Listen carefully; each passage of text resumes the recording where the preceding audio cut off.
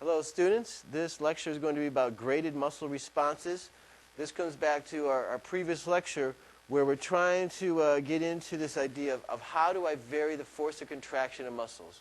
How is it that I can pick up something really light like a feather, or I can pick up something really heavy like a cement block, and I can do that with ease and do it in a smooth coordinated manner in both cases. And we talked about motor units. Now I want to talk a little bit about the stimulation, how the stimulation can be changed. By changing the stimulation, we can change the force of contraction, that response. And we'll find that by changing the frequency of stimulation, the strength of the stimulus, we can vary the force of contraction of muscle. Right now we'll take a look at the frequency. Remember in our last lecture I showed you the muscle twitch, where if we had a single stimulus that was above threshold level, it would cause the muscle to contract and create a muscle twitch. And again, we can review that here, where here we have a stimulus, and it causes a contraction, and then I get relaxation.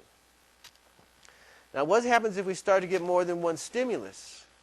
Well, if we increase the frequency of the stimulus, we're going to increase the amount of calcium being released, and we're going to get even a higher degree of contraction.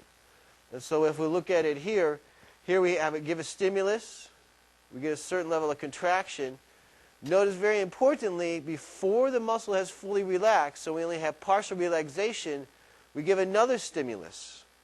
And that causes another muscle twitch that builds upon the force of contraction already created, and we end up with a stronger contraction. And then once again, we only have partial relaxation, we stimulate the muscle again, and we get an even higher level of force of contraction. And so one way for us to increase the force of contraction, so to be able to lift something very heavy, then we can have what is called wave summation, or it's also known as incomplete tetanus.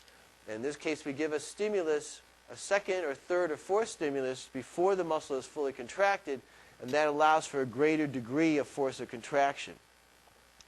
And in fact, what we can do is we can give the stimuli so quickly that we get maximum force of contraction. And that is called tetanus. It's not to be confused with the disease. This is a state of the muscles. And in this case, what we happen is we have given a stimulus so frequently that we ultimately end up getting this maximum force of contraction. And so these are, again, by varying the frequency of the stimulation, we can vary the force of contraction of the muscle. Thank you.